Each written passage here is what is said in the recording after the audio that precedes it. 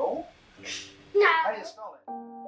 Early on, we noticed in school there were some behavior delays that could turn into behavioral issues. With the help of a teacher, and had a team of doctors evaluate Aaron. It was like we gave them the gun, put the bullet in, and okay, here you go. There was one time when I think second or third grade, he came in from the bus and he said that somebody on the bus had told him he's retarded. I'm not, am I?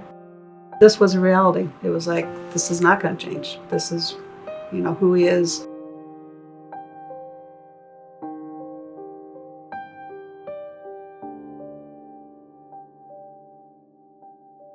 Aaron Hagen was diagnosed with Fragile X when he was 10 years old, but he showed symptoms at a much earlier age. Fragile X was only discovered maybe 5 years or so before we discovered it with Aaron. And so he's kind of grown up with the knowledge that the country has of Fragile X. At the time, that was even normal than anybody else. I didn't know that. I really didn't. Fragile X syndrome is a mutation on the X chromosome. It is an expansion of an area of the Fragile X mental retardation 1 gene that blocks a protein from operating in the brain and causes the behavioral and neurological symptoms of Fragile X and physical symptoms. If the mother does not know that she's a carrier, sometimes it takes a while for a child to get identified. Hopefully they get referred for genetic testing, and it's really the genetic testing that you need to do to confirm the presence of Fragile X syndrome. I am a carrier. I don't have it, but I am a carrier. Yeah, you feel guilty, and yet nothing you can do about it. We discovered fairly early on that he had ADHD, and to the point where he was so antsy in his classes that they actually duct taped his chair to his desk so he wouldn't be scooting all around the room in his chair. Apparently he was a good memorizer. So he would memorize like the arithmetic table, and he'd know 1 plus 1 is 2. But you get him to a story problem and he had no concept of what. One example, they'd cut an apple in 2, and how many apples are there? 2. And there was still the 1 apple. It was that kind of a thing. Story problems were horrible for him because he had no concept, but he knew his addition and subtraction tables. He had some physical things like motor movement skills, and as Fragile X will tell you, floppy hands, and when he'd run. I was a member of the Council for Exceptional Children and got journals as part of our membership, and I was reading this article on Fragile X syndrome.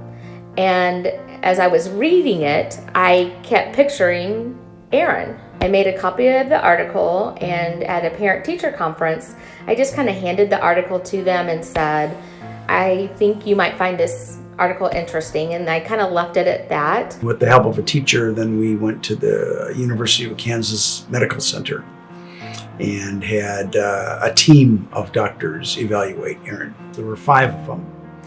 And the geneticist was to do the blood work to check out, because it was the X chromosome that's damaged in the system for Fragile X.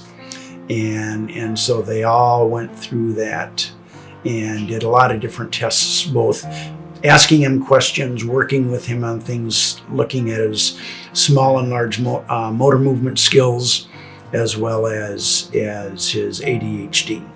At the end of the day, they set us in the room with all of the doctors looking at us and told us the results that he has Fragile X. They said, but just remember, when you leave this room, he's the same person. He hasn't changed at all. We were scared to death. And we had tears.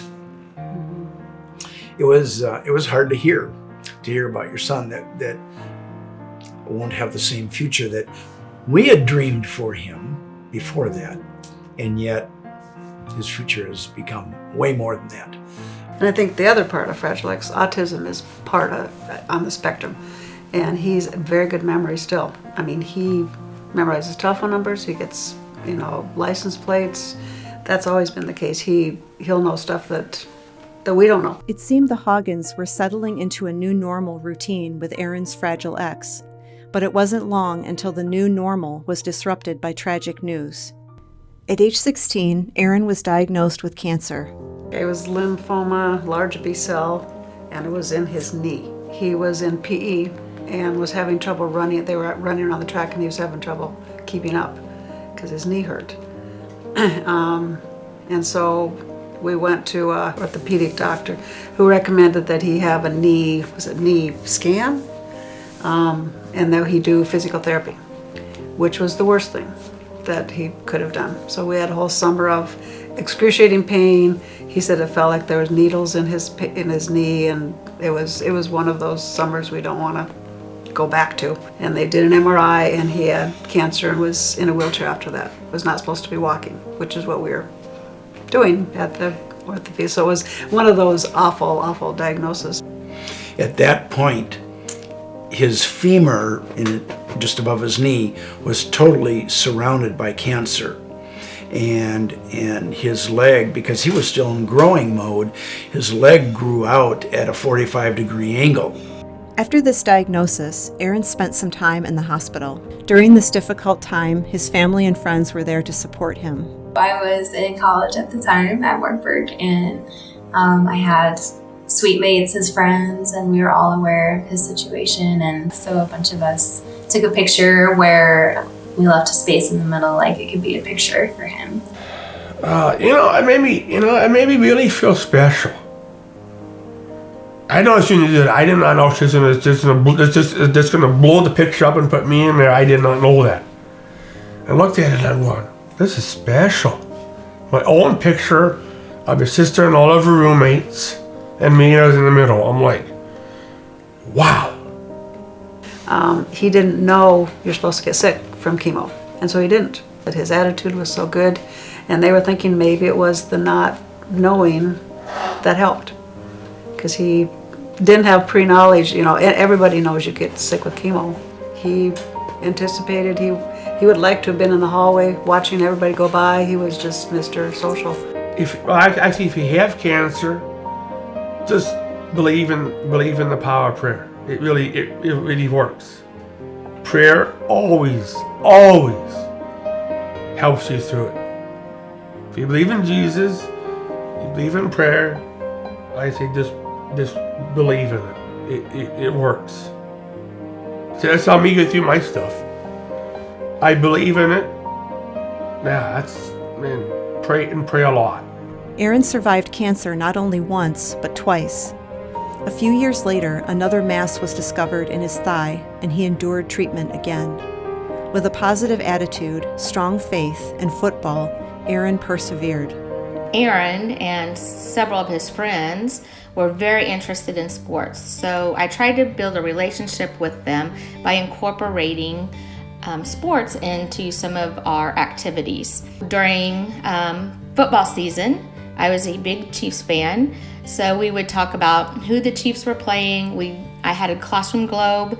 We'd look at the globe, we'd find Kansas City, we'd find where that other team was, whether it's California or Texas or whatever, and we'd see how many miles away it was. While the cancer is long gone, his faith and love for football remains. Today, he continues his long tradition of volunteering with the Wartburg football team. I understand Aaron's been with Wartburg football for close to 20 years. As practice goes on, he's really taken into the role of signaling our plays, and he's great at it. And our other coach, who we pay to be a college football coach, is signaling the plays into our guys, and he messes up the signal. And Aaron corrects him and says, no, that's not how it is. Yeah, the one actually doing practice, and he made the wrong signal, so I had to correct him. He made the wrong signal, so I had to say, you're doing it wrong. You're not supposed to do it that way. So I corrected him. He's part of the team. They know how much he loves football and loves Wartburg football, so they just, they enjoy having him around, and so he's just a good guy. And when he's not around, you notice, and the guys are like, where's Aaron? It's very hard to take things for granted with him. Whether it's sunny and 90 degrees outside in August, or we're playing in December and it's snowing or it's raining, he brings the same attitude every day. It's really hard to kind of just go through the motions when you have a guy like that going around in your system. And that's one thing that we're very grateful for. He'll always turn around and pump up the crowd, and he'll always be clapping, and whenever something goes bad, he'll say, no, he'll always be yelling. So it's kind of cool to see him interact and it's almost if he's on the field himself, just how attached he is to it. Tuesday through Thursday, Aaron is probably our biggest rival playing on the defense. If you ever call him out on it, he's like, oh, I'll cheer for you on Saturday, and he does come through with that for sure. We know he's the Knights' #1 fan. As far as I can see, if Wartburg's still playing athletics, Aaron will be there on the sideline, and he'll be cheering him on and doing his best. We'll always ask him what are Saturdays for. So I always say, what's Saturdays for? Well, it's for the Wartburg boys. When he's not working with the football team, Aaron is still a strong presence on Wartburg's campus. He currently works full-time in the college's dining hall, the Mensa. My coworkers are fantastic. The students love working with him. They greet him every day. They're excited that he's here. He'll come in and say, you're not behaving today, are you? So it's just kind of his little joke. Because he always starts work at 9. He'll be sitting with all the football players and talking to them. Before working full-time in the Mensa, Aaron volunteered with St. Paul's Lutheran School as an honorary member of the 6th grade class. When Aaron comes to the school, his responsibility is just to share Aaron. And so he would come in, he would stand outside and talk with the recess teacher while the 5th and 6th graders were playing around before lunch. Then he goes into the classroom with the 6th graders and eats together with them and spends time until it's time for him to go.